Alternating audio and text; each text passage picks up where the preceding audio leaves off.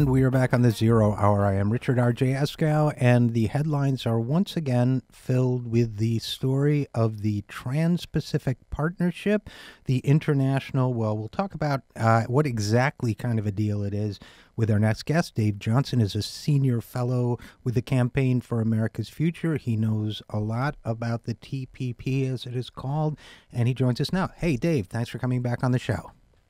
Hey, thanks for having me on, Richard. Well, as you know, because you're beating this drum a lot, I hesitated before describing it as a trade deal because it's really not a trade deal, is it? No, it's not. I mean, it is. Some parts of it are about what you and I would normally consider trade. But a lot of this agreement is about other things than trade. It's about patents. It's about copyrights. Pharmaceutical length of time before you can make a generic, all kinds of things like that. And some of these get into little minor deals between corporations. But so they sell it as a trade agreement, but it isn't really a trade agreement, and the trade side of it doesn't really have very much impact. So then what kind of a deal is it? I mean, I think it's basically, I don't want to oversimplify, but I think to a large extent it's about protecting intellectual property, isn't it? Well, some parts of it are, yes. Some of it's about intellectual property. There's a whole part of the deal that's about something called investor rights. Now, keep in mind, we're only talking about what we can read in the press or WikiLeaks or places like that, because it's still secret from us.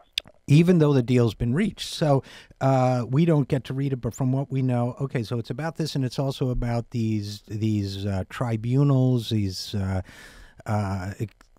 secret courts where people can sue, where corporations, I should say, I don't think corporations are people, but where corporations can sue governments based on any member government's decision that might have hurt that corporation's financial interests and so on, right?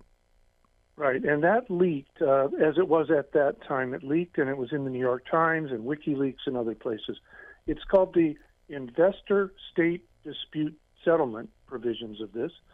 Other trade agreements have these in it, and this agreement, what this is about is that it used to be that when you wanted to make an investment, let's say in some Central American banana republic, you want to build a railroad or something, but you want to know that your money, you're going to go build the railroad and that you'll be able to get your return on investment and not have like the brother-in-law of the dictator be a judge on a court that decides that, well, the brother-in-law's brother gets the railroad now, okay?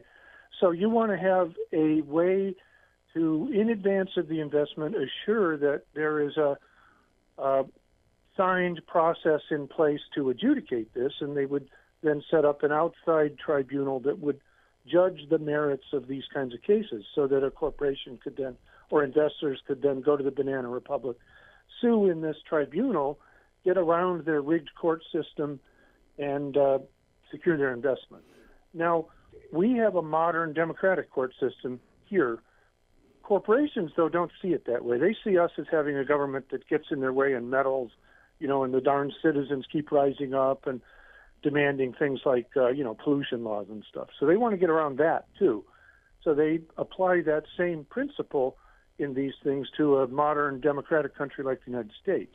So if you wanted to really solve that problem, or we're talking with Dave Johnson, senior fellow at the Campaign for America's Future, if you wanted to really solve that problem, you could say, for example, that we require democratic, uncorrupted courts or whatever, but that if a certain test is met. Really what they're doing is they're flipping the logic on its head, aren't they? Aren't they saying we don't want clean, uncorrupted courts because these arbitrators and advocates and even judges on these courts, you can be a judge on one of these secret tribunals, from what I understand, 1 week, and then representing one of the corporations in another secret tribunal the next week. So I think that kind of makes that system corrupted, right?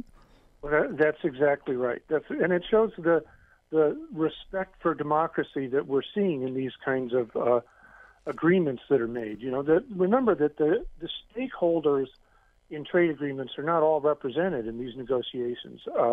It's a rigged process from the start, and then, of course, they end up with a rigged agreement that rigs things in the favor of those people that were at the table.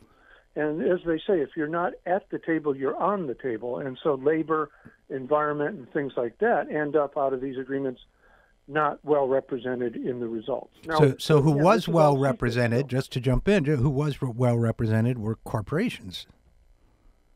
Right, exactly. Corporations or people who came out of corporations and likely will then, after this is done, go back into corporations for lucrative payoffs. And you're speaking of government officials when you say that? Yes, the negotiators. And then in other countries, we're negotiating with not necessarily representatives of the people of those countries. So you get the idea of how it ends up where we would have a dispute settlement that has a contempt for American democratic, well-run courts. I want to give you one example of what we know of that's going on. These trade agreements in the past, the same kind of investor dispute settlement agreements, have allowed tobacco companies to sue governments for trying to help citizens quit smoking or help keep kids from smoking. Now, that shows you what we're talking about in these agreements, because government interference like that interferes with the tobacco company's ability to make a profit off of killing people, so they can sue the government to make them stop doing things that are helping their citizens. Now, that is so egregious that in this agreement they did what's called a tobacco carve-out. It came at the last minute, and it looks much more like what we're seeing, though, is it really an attempt to keep us from finding out how bad these things are, because by taking that out, we can't talk about this example. But yeah, so let me... It begs the question, what other things can corporations do? Right. Yeah, I think that's exactly right, Dave. I think that they're taking out this because it just so enrages people, but it doesn't... They've exempted tobacco companies from being able to do this, we're told. But it doesn't change the fact that what the tobacco story tells us is that this is an agreement that privileges profit and profit only, and that even life itself, if there's a choice to be made from a policy point of view, doesn't factor into these courts, only impact on profits. Exactly. And so that's what we're hearing about, the kind of things that happened at the last minute. Another one is pharmaceutical companies wanted 12 years of protection before you could make a generic, and they've whittled that down to 8 in some countries and 5 in some others, and that's considered a big improvement. But if you back off from the process, we're coming out of this with 5 to 8 years before they can make generics. That is going to harm the health of a lot of people who can't afford some of the prices that these pharmaceutical companies charge. Especially in the third world, I would imagine. Exactly. Well, here too. Yeah, well, of course, here too, where here in the United States, where we pay roughly double what any other country pays, 40% more than Canada, which is the closest to us in per capita drug costs. So, all right, let's talk, Dave Johnson. Let's talk a little bit about process on this thing. We're told they've come to a deal on this, but they won't let us see the deal. And I'm talking about the Trans-Pacific Partnership. But they are now in the process, and by they I mean the administration, of leaking out certain elements of it that they expect will make us happy, like the slight walk back on the length of exclusivity of the pharmaceuticals you mentioned, and like the tobacco carve-out. So in effect, we can assume that we're in the spin cycle right now, where they're giving us the best of this deal, which is not all that great. And by the way, I'm sure you noticed, Dave, that they've been going to people like Paul Krugman, who's generally been an opponent of these kinds of deals, and kind of trying to persuade him, among others, that really this deal is way better than what we had before, that it has stronger labor protections and so on. What do you think of that? Well, that's actually true. It's they say that this is a much more progressive deal when it comes to labor standards and environmental. Now let's look at the bar that crosses, though. Past trade deals, like with the country of Colombia, okay, currently labor organizers in Colombia are being murdered still with these trade agreements, okay? So, and the enforceability of doing something about it just isn't there. So the standard of being able to say this is a more progressive deal than past deals, well, they actually have banned child labor here, you see. So when they say it's more progressive, the real questions to ask are, will people in Vietnam get a big raise? Will they be able to have a union? Will it be enforced? And things like that. So you get the idea that the wording of things like that is more progressive. We have to find out, what is the enforcement? We talked a minute ago about corporations. If they have a beef, they have a special channel. They can go to a corporate court with corporate attorneys, corporate arbitrators, and it overrules what the courts in those countries can do. Now, does labor get a labor court where they go and then they have labor attorneys representing and labor attorneys adjudicating when there's a problem? And the answer is the agreement. And the answer is no. The answer is we'll see when we read the agreement. But, okay, so right. So what we've got here then, and we're talking with Dave Johnson of the Campaign for America's Future about the recently signed but as yet to be passed in the Senate and House Trans-Pacific Partnership. So what we have here, in essence, is a situation on labor where they're not even enforcing the provisions that are in place, but they want us to be excited that the provisions in the new one will be even more progressive. But what difference does it make if they're not even enforcing the ones we have now? Is that too cynical? Exactly. And more progressive is a very low bar to cross. Right. Good. Thanks for... more progressive. But the real question to ask about this agreement is, what does it do to raise wages here, to bring jobs back here? What does it do to raise wages to reasonable levels in the other countries? Are Vietnamese going to get, what, $7 an hour? Right, because... Right. Exactly. And let's, if we will, Dave, in the minutes we have left, Dave Johnson, let's pivot to the politics of the whole situation. And by the way, when politics comes up, I always mention I work for Bernie Sanders. Bernie Sanders has been consistently against this deal and its predecessor deals. Martin O'Malley, another Democratic candidate, has been against this deal. This week, Hillary Clinton came out against the deal as well. How do you think that will affect all of this?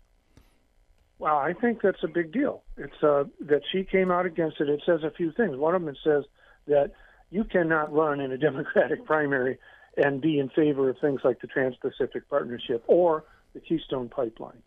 So it shows that we can actually, we the people, have an effect on the politicians. I think a lot of people are very cynical about Hillary Clinton. Does she mean it? Will she just, as soon as she gets into office, just go ahead? Things like that. And I think the problem we have is so many things have happened in the past where candidates have made promises. Barack Obama campaigned in Ohio and places like that in 2007 and 2008 with a promise to renegotiate NAFTA. And then immediately after he took office, he said, well, we're not going to do that. The question we have to ask with Hillary Clinton and others who there are, a lot of people are suspicious and such, maybe with reason, is how do we hold them accountable later? In some countries, the labor forces are so powerful, they actually can get a letter of resignation in their hand when a candidate is talking about, well, we're going to do this for labor. And if that person doesn't do that, then the letter of resignation would apply. That's an example, of something. But what could we do to hold someone accountable? What if she says this now and then goes and signs it as president or something? See, what can we do about it? I that's think a better question to ask.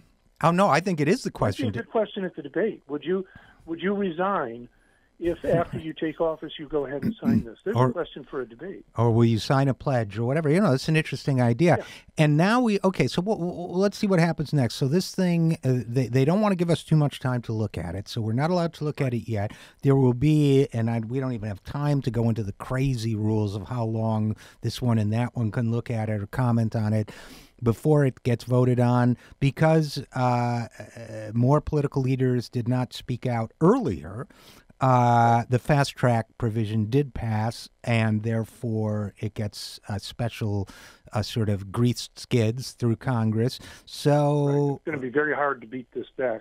But can it be Some stopped? good news I just heard. Canada is going to release the text of the deal very soon, so we'll probably see it through that. Yeah.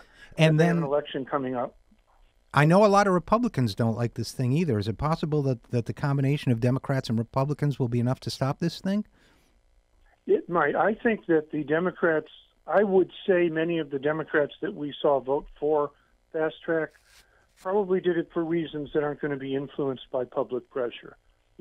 Future lobbyist jobs, who knows? Right. But the Republican Party now, it was largely Republican votes that passed fast track.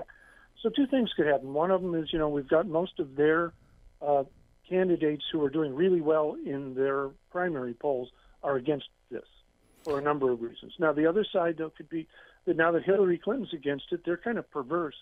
Some of them might decide to be for it now. I don't know. Well, we have to look at the fight we have and organize ourselves around awareness, around information, and around reaching the public. Let me give you one quick thing. Okay, it's got to be real quick because we're running out of time. Real quick. A lot of the public thinks trade is good, and anything that increases trade is good. If you close a factory here, move the factory to another country, and bring the same stuff back, you have just increased trade. Right. Well, that's certainly true, and that I think most people would say is not good. So, okay, quick. We'll close with this. Quick yes or no question. Now is the time to mobilize and let your elected officials know you are against this deal. Yes or no? Yes. Okay.